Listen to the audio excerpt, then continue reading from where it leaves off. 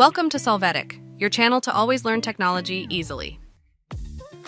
Below in the description, you will find useful links we used in this video.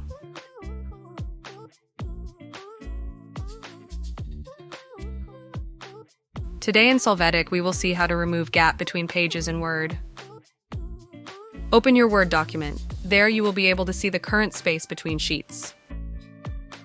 After this, on the desired sheet, right-click to choose the option Paragraph. Here you will go to the tab Line and Page Breaks. Once there, uncheck the boxes Keep Lines Together and Previous Break Before. Apply this change.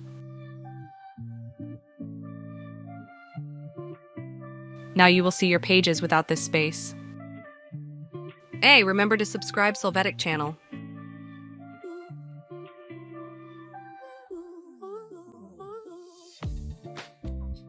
We hope it has been helpful for you. Here are links to watch more videos of your interest and subscribe to the Solvetic channel. Thank you.